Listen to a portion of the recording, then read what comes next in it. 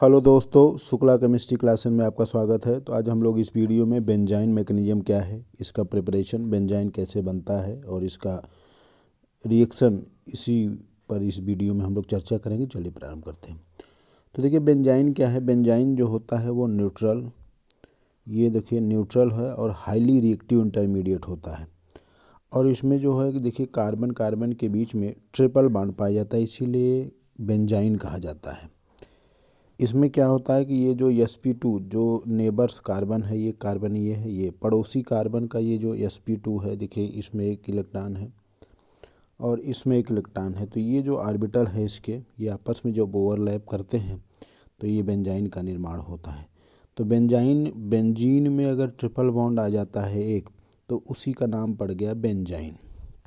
तो बेंजाइन ये है।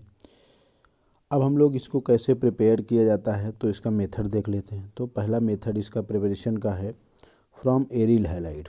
तो अगर एरिल हैलाइड को सोडियम अमाइड लिक्विड अमोनिया के प्रेजेंस में या potassium amide in liquid ammonia के प्रेजेंस में अगर ये रिएक्शन कराते हैं, तो देखिए अगर रिएक्शन कराते हैं तो ये स्ट्रॉन्ग बेस की तरह काम करता है। तो ये इस एच को निकाल लेगा। तो एच को निकालने के बाद देखिए ये बना, उसके बाद ये Cl भी निकल जाता है, तो KCl निकल जाएगा और ये benzene mechanism.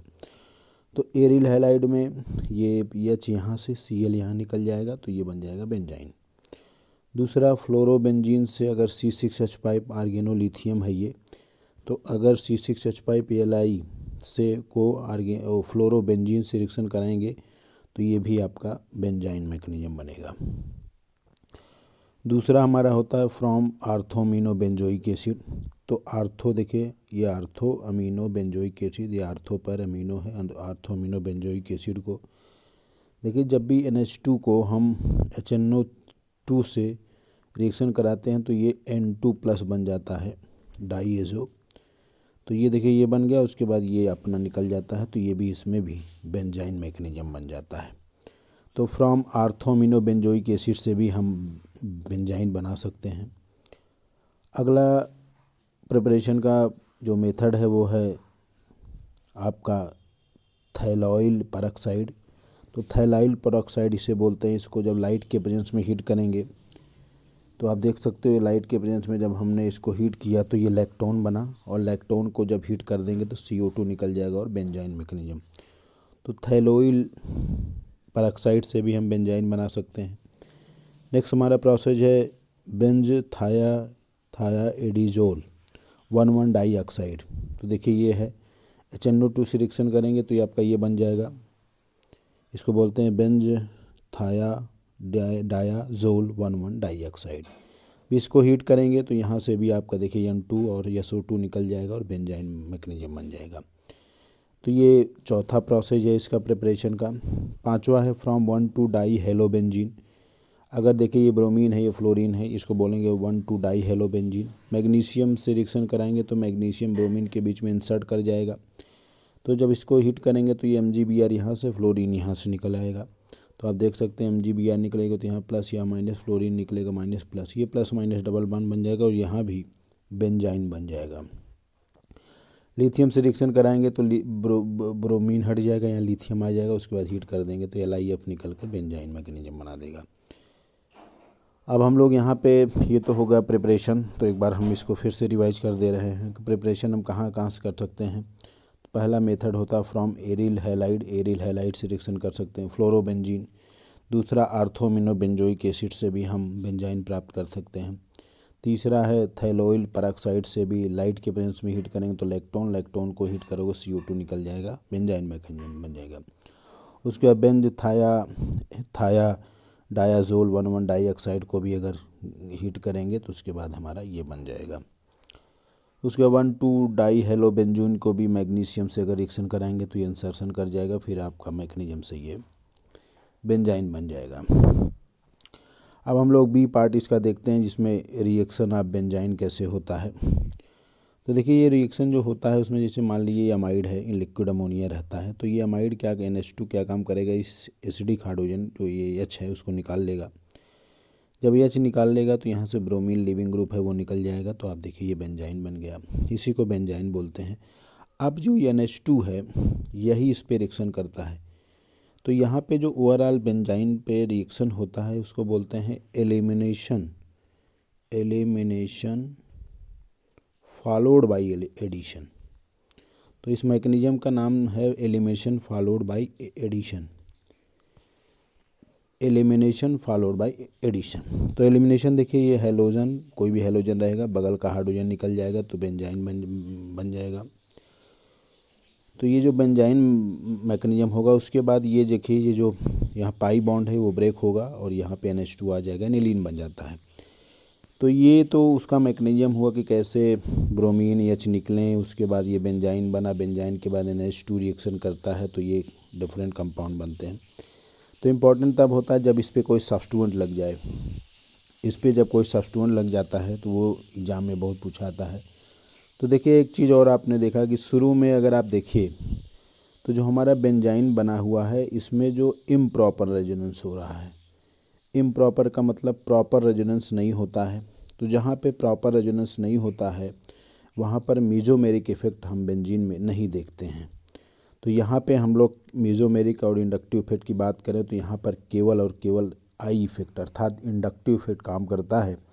Due to the improper resonance यहाँ मेसोमेरिक इफेक्ट काम नहीं करता है। और यही कारण है कि यहाँ पे हम लोग जो भी प्रोडक्ट मिलेगा उसकी स्टेबिलिटी को हम आई मतलब इंडक्टिव इफेक्ट चाहे प्लस आई हो चाहे माइनस आई से मेजर करेंगे। तो देखिए, ये CH3 है, ये प्लस आई होता है। तो जब प्लस आई होगा तो ये देखिए KNH2 से रिएक्शन कराया गया तो KNH2 क्या काम करेगा, देखिए यहाँ से बगल का हाइड्रोजन जब निकालेगा और ये Cl, तो यहाँ देखिए ये ट्रिपल बॉन्ड बन गया। मतलब Cl के बगल का जो भी हाइड्रोजन होगा वही निकला, तो ये जो बेंजाइन मैकेनिज्म हो गया। अब देखिए, यहाँ दो संभावना है, अगर एक मैं ऐसे तोड़ूँ एक मैं ऐसे तोड़ूँ, तो यहाँ तोड़ूँगा तो यहाँ प्लस यहाँ माइनस आएगा। और CH3 चूँकि प्लस है तो प्लस कार्बोकेटायन को स्टेबल करता है, प्लस आई इफेक्ट। तो अगर प्लस के नज़दीक ये CH3 रहेगा तो ज़्यादा स्टेबल होगा। तो अगर हम इस यहाँ प्लस रहे और ये यहाँ प्लस की बात करें तो जो प्लस नज़दीक रहेगा मेथिल से वहाँ रिएक्शन होगा। तो ये बॉन्ड ऐसे अगर ब्रेक करे तो ये प्लस नज़दीक रहेगा। तो इसीलिए प्लस आई इफेक्ट जब होगा तो जो हमारा देखिए ये बना है पैराटॉलुइडिन और ये है मेटाटॉलुइडिन।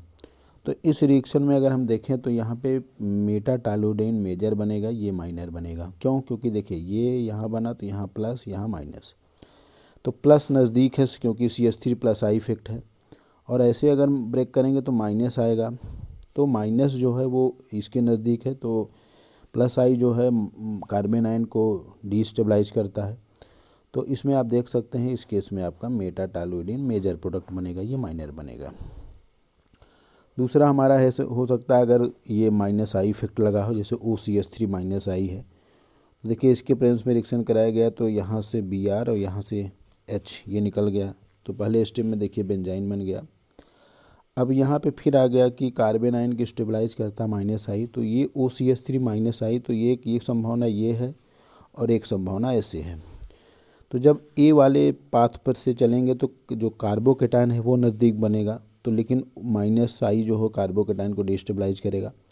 और जब वो ये ऐसे बनेगा तो प्लस माइनस यहाँ बनेगा, तो प्लस मतलब ये जो प्लस यहाँ बनेगा और माइनस यहाँ बनेगा, तो ये ज़्यादा स्टेबल होगा क्योंकि माइनस वाला वो CH3 के नज़दीक है। तो हमारा जो NH2 है वो इस पे जाएगा मेटा पे। तो जब यहाँ पे जाएगा तो ये देखिए मेटा जो है वो हमारा 95% बनेगा। बाकी जो प्रोडक्ट मिलेंगे जैसे हमने ऐसे रिएक्शन कराया है प्लस माइनस, तो ये भी बनेगा, आर्थो पे भी बनेगा, लेकिन आर्थो जो है होगा माइनर प्रोडक्ट मिलता है। तो हमें यहाँ पे जो सब्स्टिट्यूएंट है अगर प्लस आई इफेक्ट है तो हमें देखना है जब वो बेंजाइन बने तो प्लस हमारा इस सब्स्टिट्यूएंट के नज़दीक होगा, तो वहीं पे NH2 रिएक्शन करेगा, देख सकते हो आप। और जब हमारा माइनस आई होगा तो जहाँ बेंजाइन, जैसे ये बेंजाइन बना तो ये ऐसे बॉन्ड तोड़ूंगा क्योंकि माइनस जो है माइनस आई के नज़दीक होना चाहिए, तो उस केस में आपका मेटा बनेगा। क्योंकि अगर आप ऐसे बॉन्ड ब्रेक कराओगे ऐसे तो यहाँ प्लस बनेगा OCH3 के बगल में, जो कि इसको डिस्टेबलाइज करने का कार्य करता है। तो ये सब्स्टिट्यूएंट से बहुत ज़्यादा एग्जाम में क्वेश्चन पूछा जाता है। तो आज हम लोगों ने इस वीडियो में बेंजाइन कैसे फॉर्म होता है, इसका प्रिपरेशन और इसका रिएक्शन, ये कंपटीशन एग्ज़ामों में बहुत पूछे जाते हैं। तो शुक्ला केमिस्ट्री क्लासेस को लाइक कीजिए और सब्सक्राइब कीजिए।